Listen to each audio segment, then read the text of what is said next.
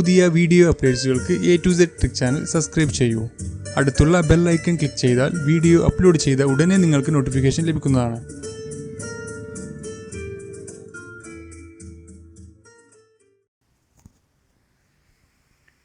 Hi friends, A to Z ട്രിക്സിൻ്റെ മറ്റൊരു അധ്യായത്തിലേക്ക് എല്ലാവർക്കും സ്വാഗതം.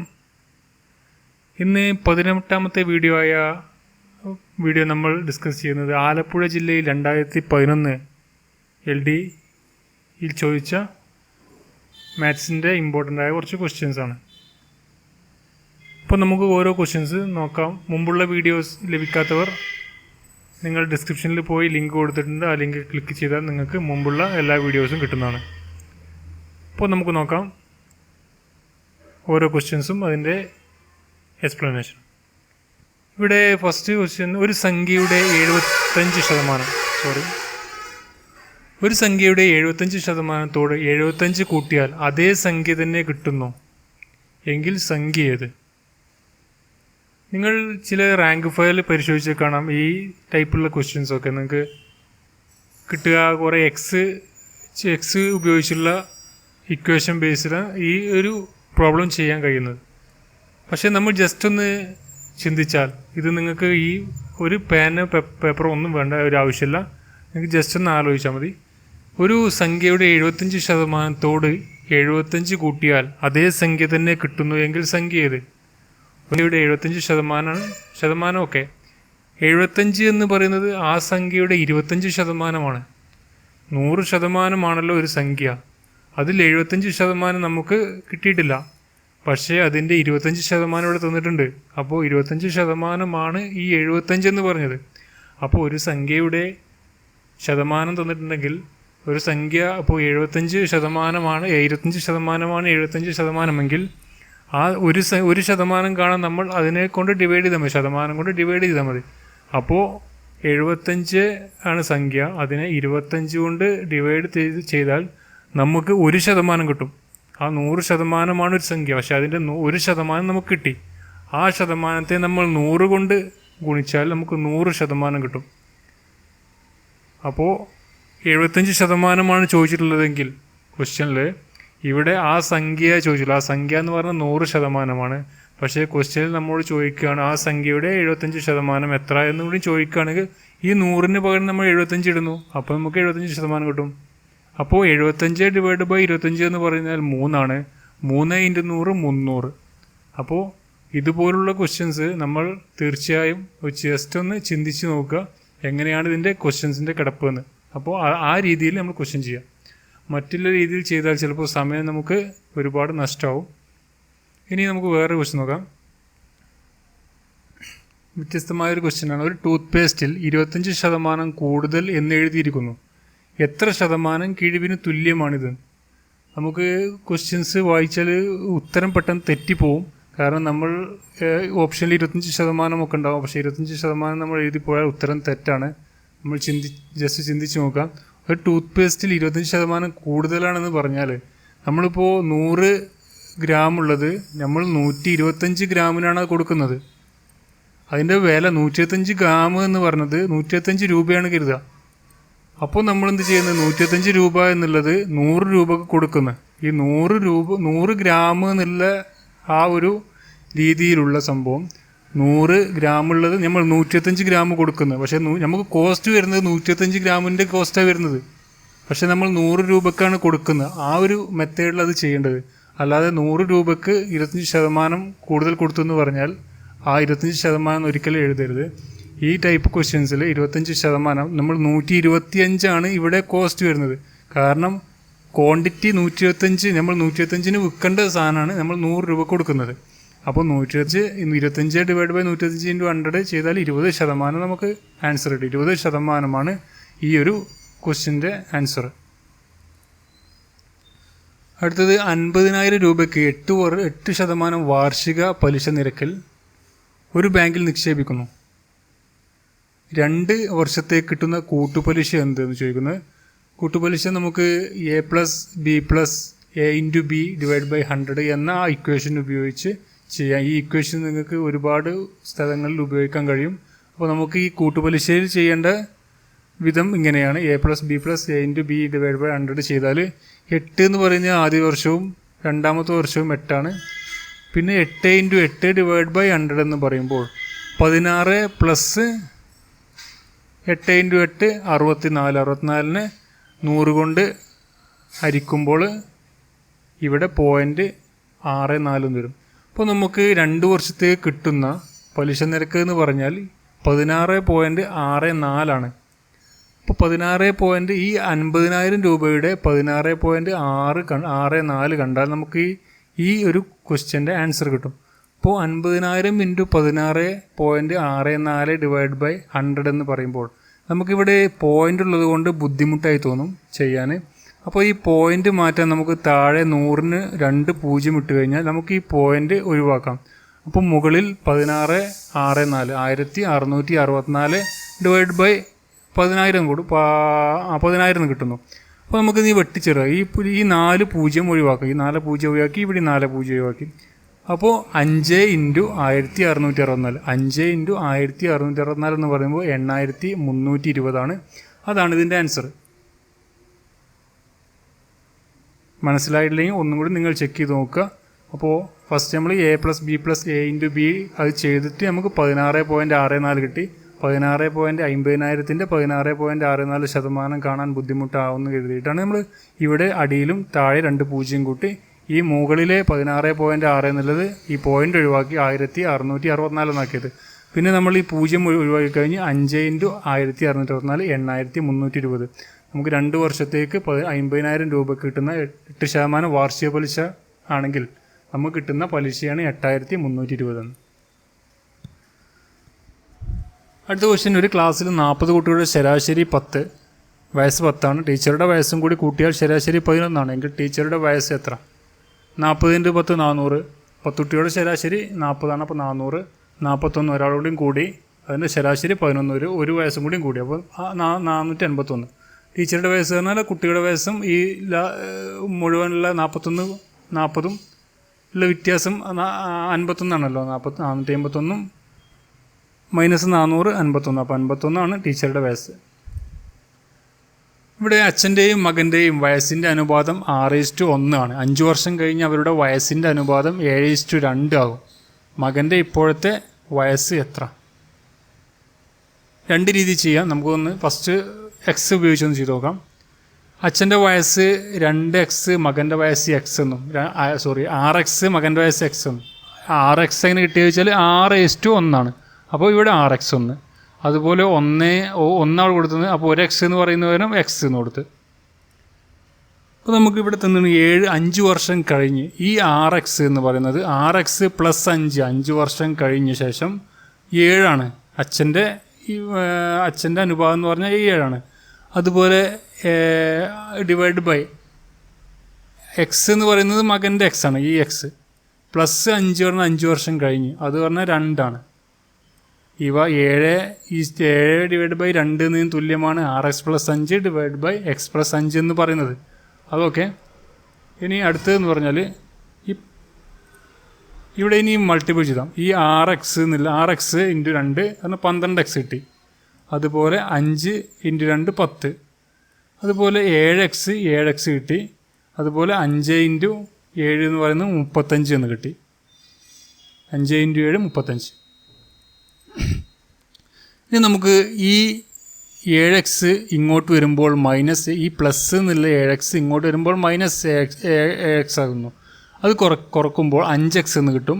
അതുപോലെ ഈ 10 ഇങ്ങോട്ട് പോകുമ്പോൾ അത് -10 ആവുന്നു. അപ്പോൾ നമുക്ക് 25 എന്ന് കിട്ടുന്നു. 25 എന്ന് പറയുന്നത് 5x ആണ്. അപ്പോൾ x കാണാൻ ഡിവൈഡ് ബൈ 5 25 ഡിവൈഡ് ബൈ 5 അപ്പോൾ 5 ഇവിടെ ആൻസർ. ഇതിന് പകരം നമുക്ക് ജസ്റ്റ് ഒന്ന് ചിന്തിക്കാം. ഈ 6:1 1 ആദ്യത്തെ അനുപാതം. 5 വർഷം കഴിഞ്ഞപ്പോൾ അവരുടെ അനുപാതം എന്ന് പറഞ്ഞത് 7:2. അപ്പോൾ നമുക്ക് നോക്കാം ഇവർ തമ്മിലുള്ള വ്യത്യാസം. ഈ 6 6ഉം 7ഉം അപ്പോൾ വ്യത്യാസം 1. അതുപോലെ 1ഉം 2ഉം വ്യത്യാസം 1. അപ്പോൾ നിങ്ങൾ ചിന്തിക്കുക ഈ വ്യത്യാസം എന്ന് പറയുന്ന സംഖ്യ 5 5 വർഷം കഴിഞ്ഞപ്പോഴാണ് അവരുടെ ഒരു അനുപാതം ഒരു പോർഷൻ കൂടിയത്. ആ ഒരു പോർഷൻ എന്ന് പറയുന്നത് 5. അപ്പോൾ ഇവിടെ ചോദിച്ചിട്ടുള്ളത് മകൻ്റെ വയസ്സ് എന്ന് പറയുന്നത് 6:1 ഒന്നാണ് ഇവിടെ ഒരു പോർഷൻ എന്ന് പറയുന്നത് 5 ആ 5 തന്നെ ഇവിടെ ആൻസർ കിട്ടിയിട്ടുള്ളത്. അപ്പോൾ അച്ഛൻ്റെ വയസ്സ് വഹിക്കുകയാണെങ്കിൽ നമുക്ക് ഒരു പോർഷൻ 5 കിട്ടി. 5 ഇൻറ്റു അച്ഛൻ്റെ അനുപാതം എന്ന് പറഞ്ഞാൽ 6 എടുക്കുക. അപ്പോൾ 30 വയസ്സ്, അച്ഛൻ്റെ വയസ്സ് 30. അപ്പോൾ നിങ്ങൾ ക്വസ്റ്റ്യൻ നോക്കുക, നിങ്ങൾക്ക് ഏത് പെട്ടെന്ന് കാണാൻ കഴിയുന്നത് നോക്കുക. അത് ചെയ്ത ശേഷം നിങ്ങൾ ഇനി എക്സ് നിങ്ങൾക്ക് കൺഫ്യൂഷനാണ്, അങ്ങനെ കൺഫ്യൂഷൻ ഉണ്ടെങ്കിൽ ഈ എക്സ് മെത്തേഡ് ചെയ്യുക, അതായിരിക്കും നല്ലത്. അടുത്ത ക്വസ്റ്റ്യൻ, സജിൻ 800 മീറ്റർ നീളമുള്ളൊരു പാലം 8 മിനിറ്റ് കൊണ്ട് നടന്നു. എന്നാൽ സജിൻ്റെ വേഗത km/hൽ എത്രയാണ്? ഒരു മണിക്കൂറിൽ എത്ര കിലോമീറ്റർ അവർ വേഗത നമുക്കറിയാം, ദൂരം ഡിവൈഡ് ബൈ സമയമാണ്. ഇനി മനസ്സിൽ നിൽക്കാത്തവർ DTS എന്ന് എഴുതിയാലും മതി. ഡിസ്റ്റൻസ് DTS ഇങ്ങനെ എടുക്കുക. TS ഡിസ്റ്റൻസ് ടൈം ഇത് നോക്കിയാൽ മതി, ഈ ഇക്വേഷൻ നോക്കിയാലും മതി. അപ്പോൾ നമുക്ക് നോക്കാം. ഇവിടെ ദൂരം തന്നിട്ടുണ്ട്, സമയം തന്നിട്ടുണ്ട്. അപ്പോൾ വേഗത കാണാൻ പറയുന്നത് നമുക്ക് ഇവിടെ 800 മീറ്ററാണ് ദൂരം എന്ന് പറയുന്നത്. ഇവിടെ 450 എന്ന് പറയുമ്പോൾ അത് ഇവിടെ മീറ്ററിലാണ് തന്നെ. അപ്പോൾ നമുക്കിത് മിനിറ്റിനെ സെക്കൻഡിലാക്കണം. മിനിറ്റിനെ സെക്കൻഡാക്കാൻ നമ്മൾ 60 കൊണ്ട് ഗുണിക്കുക. 8 × 60 480. ഇനി നമ്മൾ ഈ കിട്ടുന്ന ആൻസർ നമുക്ക് കിട്ടുന്നത് മീറ്റർ പെർ സെക്കൻഡാണ് നമുക്ക് ഈ ആൻസർ കിട്ടുക.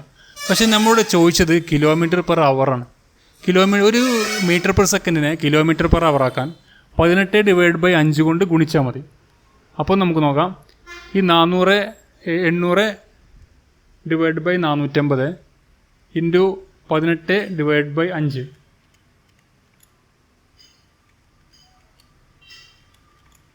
ഈ 800 ഇത് നമുക്ക് വെട്ടി ചെറുതാക്കിയാൽ നമുക്ക് ലാസ്റ്റ് കിട്ടുന്നത് 6 കിലോമീറ്റർ എന്നാണ്. 6 കിലോമീറ്റർ വേഗതയിലാണ്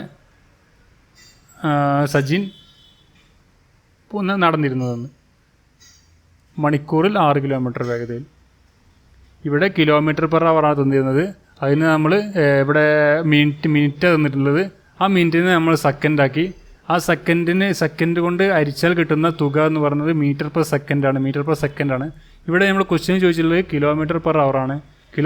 മീറ്റർ പെർ സെക്കൻഡിനെ km/h ആക്കാൻ 18/5 കൊണ്ട് ഗുണിക്കുക. അപ്പോൾ നമുക്ക് 6 കിലോമീറ്റർ എന്ന് കിട്ടും.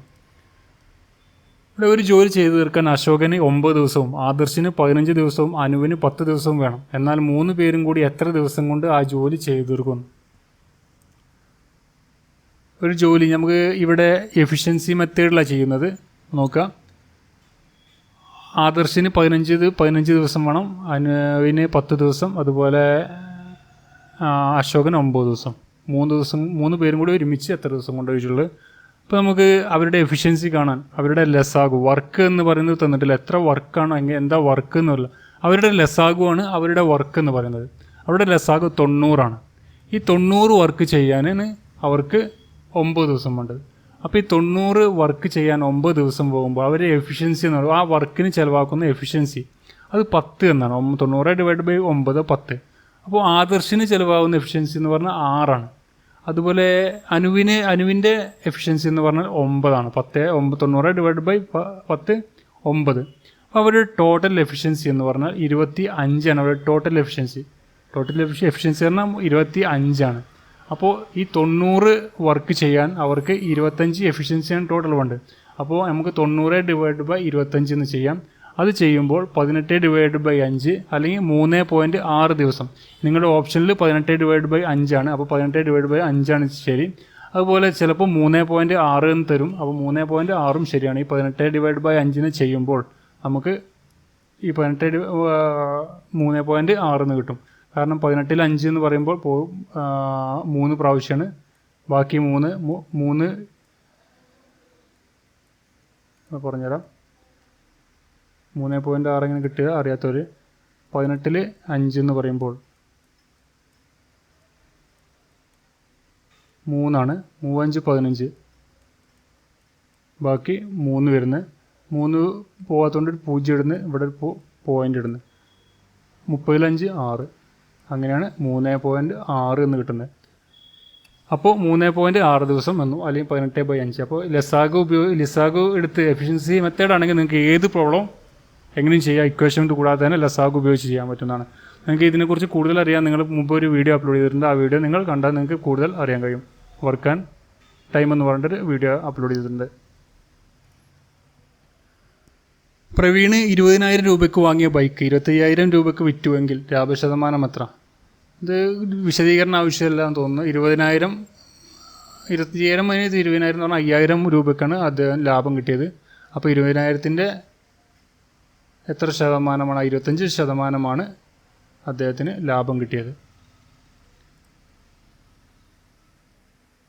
അടുത്തത് മാർച്ച് 14 ഞായറായ വർഷം നവംബർ 8 ഏത് ആഴ്ചയായിരിക്കും എന്ന് വെച്ചാൽ മാർച്ച് 14 മുതൽ നവംബർ 8 വരെ 239 ദിവസമുള്ളത്. അപ്പോൾ 239 ദിവസം നമ്മൾ 7 കൊണ്ട് ഡിവൈഡ് ചെയ്യുക 34 കിട്ടും. നമുക്ക് സിസ്റ്റം ആവശ്യമുള്ളൂ. സിസ്റ്റം എടുക്കുക. സിസ്റ്റം 1 കിട്ടുക. ആ സിസ്റ്റം എന്ന് പറഞ്ഞാൽ ഞായറാണ്. ഞായറാണ് തന്നിട്ടുള്ളത്. ഞായർ പ്ലസ് 1 എന്ന് പറഞ്ഞാൽ അത് തിങ്കളാഴ്ചയാണ്. ഈ നവംബർ 8 എന്ന് പറയുന്നത് തിങ്കളാഴ്ചയാണ്. വേറെ ടൈപ്പ് ക്വസ്റ്റ്യന് ENAL എന്ന വാക്കിലെ അക്ഷരങ്ങൾ ഉപയോഗിച്ച് അർത്ഥവത്തായ എത്ര വാക്കുകൾ ഉണ്ടാക്കാം? ഒരക്ഷരം ഒരു പ്രാവശ്യം മാത്രമേ ഉപയോഗിക്കാൻ പാടുള്ളൂ. ഈ ടൈപ്പ് ക്വസ്റ്റ്യൻസ് SSC മറ്റേ MTS ആ രീതിയിലുള്ള എക്സാമിലൊക്കെ കാണാറുള്ളൂ. പക്ഷേ PSC ഇങ്ങനെ ഒരു ക്വസ്റ്റ്യൻ ചോദിച്ചിട്ടുണ്ട്. അപ്പോൾ ഇതിൽ ഈ ഒരു ടൈപ്പ് ഉപയോഗിച്ച് നമുക്ക് 3 വാക്കുകളാണ് ഉണ്ടാക്കാൻ കഴിയുന്നത്. 3 വാക്കുകൾ. വേറെ ക്വസ്റ്റ്യൻ നോക്കാം. ABCD എന്നൊരു ചീട്ട് കളിക്കുകയാണ്. എയും ബിയും ഒരു ടീമാണ്. ഡി വടക്ക് ദിശയിൽ നോക്കി നിൽക്കുന്നു എങ്കിൽ തെക്ക് ദിശയിൽ നോക്കിയിരിക്കുന്നു ആര്? ദിശ അറിയാത്തവർ ന്യൂസ് NEWS. വടക്ക്, തെക്ക്, ഈസ്റ്റ്, വെസ്റ്റ്, കിഴക്ക്, പടിഞ്ഞാറ്. അപ്പോൾ നമുക്ക് ഇവിടെ ഒരു ക്ലൂ വന്നിട്ടുണ്ട്. ഡി വടക്ക് നോക്കിയിരിക്കുന്നു. അപ്പോൾ ഡി ഇങ്ങോട്ട് ഇരിക്കുന്നുണ്ട്. അപ്പോൾ ഡി എന്ന് പറയുന്നത് ഇവിടെ ഇരിക്കുന്നത്. കാരണം ഇങ്ങോട്ടാണല്ലോ നോക്കുന്നത്. ഡി എന്ന് പറയുന്നത് വടക്ക് ദിശയിലൊക്കെ നോക്കുന്നത്. പിന്നെ അതുകൊണ്ട് എയും ബിയും ഒരു ടീമാണ്. നമ്മൾ ചീട്ട് കളിക്കുമ്പോൾ ഒരു ടീം ഡി ഇവിടെ ഇരിക്കുകയാണെങ്കിൽ എ ഇവിടെ ഇരിക്കുകയാണെങ്കിൽ നേരെ ഓപ്പോസിറ്റാണ് ബി ഇരിക്കുക. അങ്ങനെയാണല്ലോ കളിക്കുന്നത്. അപ്പോൾ ഇവിടെ ഒരാൾക്കൂടി ചാൻസ് ഉണ്ട്. ABCD ആണ്. അപ്പോൾ സിക്ക് ഇവിടെ ചാൻസ് ഉണ്ട്. അപ്പോൾ സി നമ്മളിവിടെ ഇരുത്തിയാൽ തെക്ക് ദിശയിൽ എന്ന് പറയുന്നത് ഇങ്ങോട്ട് നോക്കുന്നത് ആര് എന്ന് വെച്ചിട്ടുണ്ടെങ്കിൽ അപ്പോൾ സി ആണ് ഇവിടെ ആൻസർ. സി ആണ് ഇങ്ങോട്ട് നോക്കുന്ന ആളെന്ന് പറയുന്നത് സി ആണ്. അപ്പോൾ ഈ വീഡിയോയെക്കുറിച്ചുള്ള അഭിപ്രായങ്ങൾ നിങ്ങൾ അറിയിക്കുക. അതുപോലെ നിങ്ങളുടെ ഫ്രണ്ട്സിന് ഷെയർ ചെയ്യുക. നിങ്ങൾക്ക് ഈ വീഡിയോ ഇഷ്ടമായിട്ടുണ്ടെങ്കിൽ നിങ്ങൾ ലൈക്ക് ചെയ്യുക. അതുപോലെ സബ്സ്ക്രൈബ് ചെയ്യാത്തത് സബ്സ്ക്രൈബ് ചെയ്യുക. Thank you for watching.